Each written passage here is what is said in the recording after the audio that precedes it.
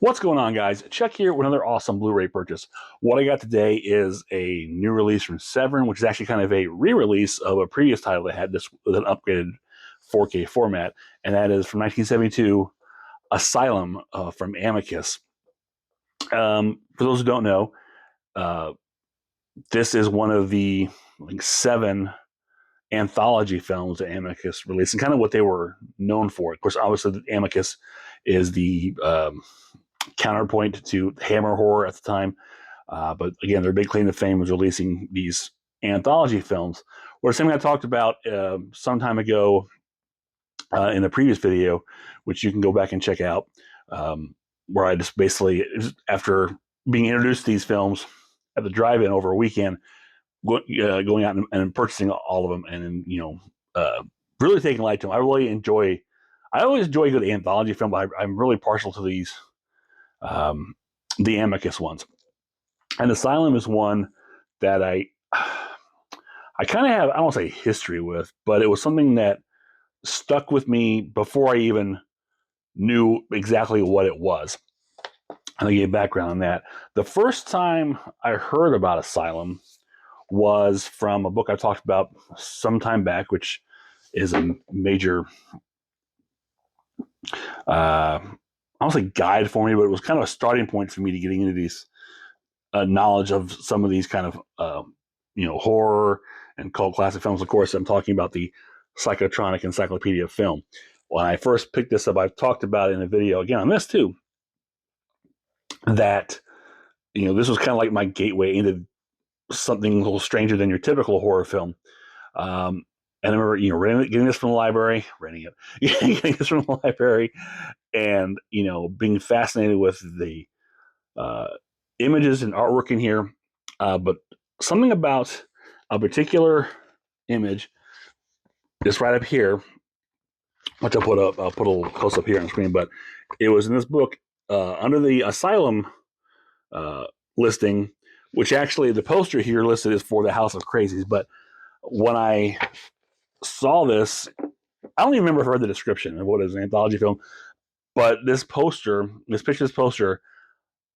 just hit me in a weird way as a kid, seeing it, and it just seemed like it was very terrifying, especially like the little robots you see down here in the bottom corner. Just like, obviously the movie, I think the poster elaborates or extrapolates more. I think that's the word I'm looking for. Makes it more than what it really is. I mean, not that it's not good, but I mean, again, it's one of those cases where your mind's eye is going to give you something even more terrifying, especially at a very young age when I first picked up this book and saw this image. But that was my introduction to Asylum. Again, not knowing much about it for many years later. It really wasn't until that fateful weekend about 2-3 years ago, I think it was, at the drive-in, when they were having the drive-in that drip blood. Again, I talked about it in a previous video, where they show, I think, 6 of the 7 Amicus anthology films. The only one they didn't show was Tales from the Crypt. But Asylum came up, and it was like, oh, wow, I did research around that and realized that was the movie that I was drawn to from the Psychotronic Encyclopedia of Film.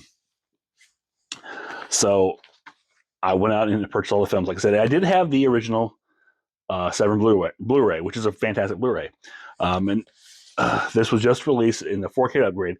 And I was excited because, like I said, I really enjoy the Amicus horror films, or anthology films, I should say.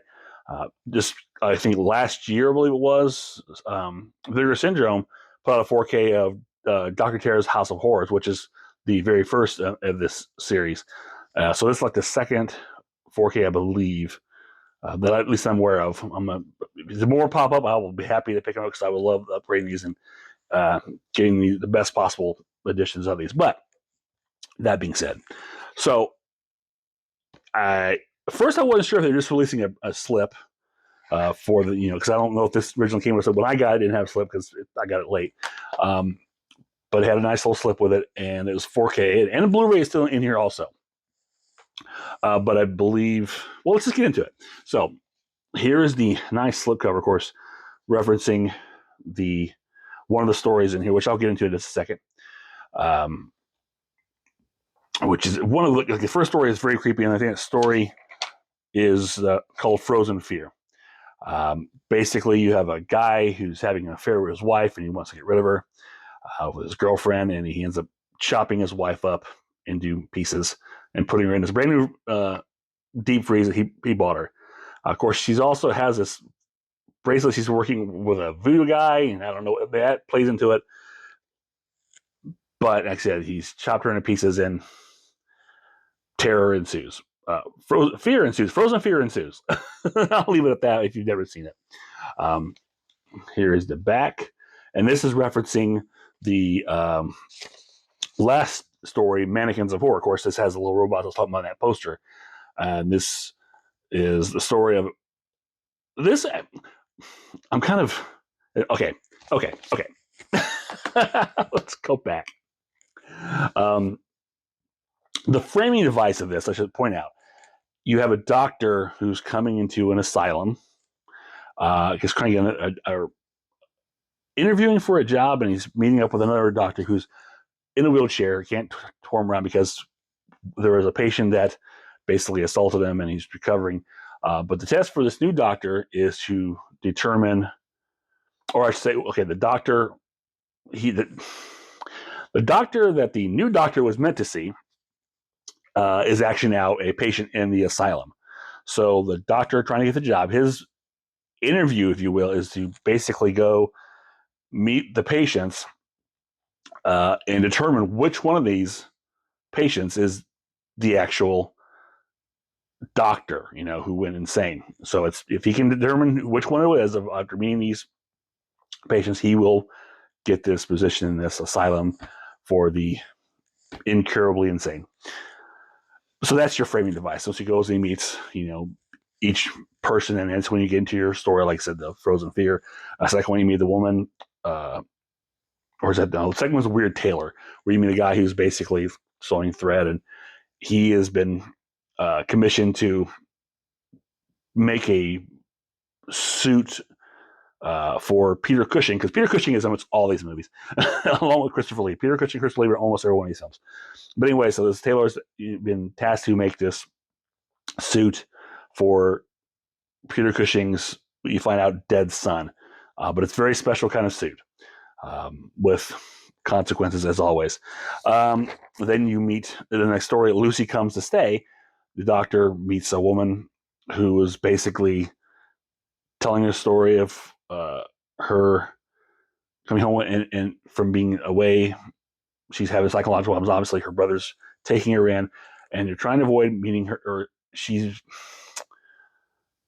trying to avoid any mention or connection or contact with Lucy, who is the woman's friend, who's kind of a bad influence, played by Britt Eklund. And I'll just leave it at that. And then in Mannequins of Horror, basically, the doctor finds another doctor in here who's creating these little robots with human faces, and he has one of his own. And he said he can use his will to put his mind and soul and body, make these living creatures or robots. And he's planning to take out the doctor in the wheelchair with one of these little guys. So that's the stories. Okay, and like I said, that's the doctor is coming in and trying to figure out who of these is the actual real doctor who is supposed to be, who is now insane. And the stories are really good. I really like them a lot. They're most, I think, all done by Robert Bloch, of course, most known author of Psycho. And Robert Bloch did a lot of these, or a lot of the stories, and almost all of these Amicus anthologies were adapted from his works, more or less. So they're really quick stories. I mean, by today's standards, it might be looked at as a little slow. Again, it's also, being a British film, I think, has a different kind of I don't want to say approach to the anthology. I mean, these are very gothic the way they're told and done with cinematography and the look. But they're good. They're good slow burns, but they're short at the same time. It's only an hour and a half, but it's a good. The stories don't linger too long. They're pretty quick to the point, and very interesting. You have, like I said, you've got creepy. They're just creepy and weird. Frozen Fear is pretty creepy. Um, it, they run a gamut, so not too outrageous. I think there's some of the other films have a little more way out there stories dealing with more uh, in the way of like monsters and other things. Other films in these anthology you deal with vampires and werewolves and ghosts and other kinds of things like that. Not so much in this. There's really, with the exception of maybe the Frozen Fear. That's probably the only one that has kind of a supernatural feel to it. The Weird Tale. Well, I guess the Weird Tale does kind of too. I should take that back. So those only two have like a weird supernatural feel to it. Whereas um, Lucy Come Stay is clearly psychological, and the was it Mannequins of Horror. I don't. Maybe it's slightly supernatural. I guess if you're being robust to flesh and blood life, that's supernatural. I don't know. But again, not you're dealing with your typical, horrors, like monsters and stuff that you deal in some of the other ones. Um, it's not really as, even though there's a few gruesome shots for 1972 British standards, it's not, again, as not as much as some of the other films. But it's a good movie. It has a good dark, foreboding atmosphere. I think it's the best way to describe it. The opening of the film, they're playing. I think it's a very classic piece. I think you can find it in the film. This is Fantasia. I don't know if it's Flight of the Bumblebee is what's called, or if it's the Night on Boulder Mountain or something like that. But once you hear the tune, it's very famous. You'll know. But that's how it opens up right to it. It's really crashing the mood, which kind of puts you into this very bombastic, ominous, fear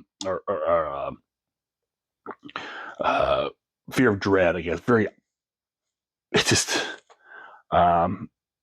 ominous. It's ominous, basically. And early on to start when the doctor starts to take his tour, the music is crashing and loud, and it really, again, it's very bombastic. But only from that beginning. But it gives you that sense of kind of unease. And like I said, coming in, he's driving. It's like a very misty, foggy, rainy time into this big dark, or not dark, but this big, gothic asylum. It looks creepy as all heck. So it really gets you in the mood right away. And again, it's a really 1972 British Gothic. It really sets up. So I don't think it's my favorite of the anthologies, but I think it's a good one. Probably one of the more lower key ones, but not a bad. It just, it's not as over the top, I think, as some of the other ones. I mean, you got like Dr. Terror's House 4, you have plants killing people. But I definitely would, if you like anthology films, I would definitely recommend checking this out, especially checking out all of them if you've never seen any of the Amicus horror films. I think or anthology films, I should say. They're a lot of fun. Okay, so back to this. Again, here is the back, and we're talking about the little mannequins. This is a little monster. This is a guy willing his intellect or whatever into the little lightness of himself. Here is the case. There is no reverse artwork, and in comparison, here is the original Blu-ray. And I think the Blu-ray, yes, the Blu-ray did have reverse artwork, which was kind of this plain, just Asylum. But this is definitely more memorable. As far as differences on here, this has all the same features that this one had, which were some like from 2017, and a few borrowed over from Blue Underground, apparently. But this does include one new feature, which is an interview with, who is it? Actor Robert Powell, who is basically playing the Dr. Martin, who's the one who's coming in trying to determine which one of these patients is the insane doctor. And that's a really good interview. It's done in 2025, so it's the only new feature. Other features you have on here, you have audio commentary with director Roy Ward Baker and a camera operator, Neil Binney. Again, these are taken from this is all on the Blu-ray, original Blu-ray. Of course, this too has all your special features because the 4K is just the auto commentary. It's only special feature on there. The Blu-ray has Dr. Martin's challenge interview with actor Robert Powell. Two's the Company, 1972 BBC on-set report featuring interviews with producers Milton Sabatsky, director Roy Ward Baker, actor Charlotte Rumpling, James Villers, and Megs Jenkins, art director Tony Curtis, and production manager Teresa Ballin. It's basically like a 1970s, making of documentary. Something you probably see on TV. I think it actually says BBC. So yeah, and that's interesting. It's a nice time capsule of that. Also, David J. Shaw on Robert Bloch, which is a very interesting retrospective, kind of brief retrospective on Robert Bloch from was it David? What did I say his name was? David Scout, who I've seen in other things. I want to say I may have saw him in some of the Universal DVDs and Blu-rays for the Universal Monsters. But it's very, very interesting retrospective. Fiona Sabatsky remembers her husband, Milton Sabatsky. That's basically a real quick 8-minute featurette, which is interesting. Inside the Fear Factory interviews the directors Roy Ward Baker and Freddie Francis and producer Max J. Rosenberg, which this is a nice little 20-minute documentary kind of with a quick cliff notes or brief history of Amicus. Again, it's only 20 minutes, not too much into it, but it kind of hits all the heavy beats, which is still interesting. I think this was the one that's like 2009 maybe, and it had like a Blue Underground copyright. So that's an older one, but it's still interesting to get that history. You don't have reverse artwork. Like I said, this is your only artwork, which is still pretty cool because it reminds me a lot. Actually, I think this pretty much is the same image. This is that image from that poster, I believe, memory serves, which is cool. And of course, you have the Blu-ray and your 4K. I'm not sure.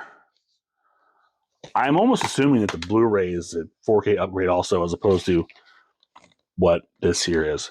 I didn't do a side-by-side comparison, but I will say the 4K looked really good. I mean, nothing over or total like wow, blow your away, but for 1972 film, especially in the beginning, because you really get that the film grain kind of shows up again. Where you got a lot of rainy mist and fog coming in, very cliche British horror film start off, but it looks really good and it really sets the tone. And I think the image is clear, the sound is good. Like I said, it's for a 4K. I can't say it really sticks out or stands out in my opinion from what I saw. That's not saying anything bad, but I really, like I said, I enjoyed it. Do you need to change if you have a Blu-ray? Really, I don't think you need to unless you really want to get upgraded. You want that extra interview with the actor. That's the only thing you're getting different. But again, in this slipcover, if you get it early. But if you've got this Blu-ray and you're fine with it, that's probably nothing wrong. You can stick with that too. Again, I didn't even realize that the one special feature was on there. It was new. It was 4K, and I wanted to upgrade because like I said I like these anthology films a lot. But don't feel inclined to if you don't need to. I think you're fine with this. So, okay, that's it. Enough of my rambling on Asylum. If you enjoyed this, click thumbs up, share, subscribe, leave me a comment below. Let me know your thoughts on Asylum or any of the Amicus anthology films. Again, sometime back, you can go find it. I'll probably have a link to it at the end of this or somewhere. The video I did, kind of briefly talking about all those films in general, and I think a little bit of my thoughts on the anthologies as well. Or just say hi. I'll always take hi. So until next time, this is Chuck saying I will see you on the other side.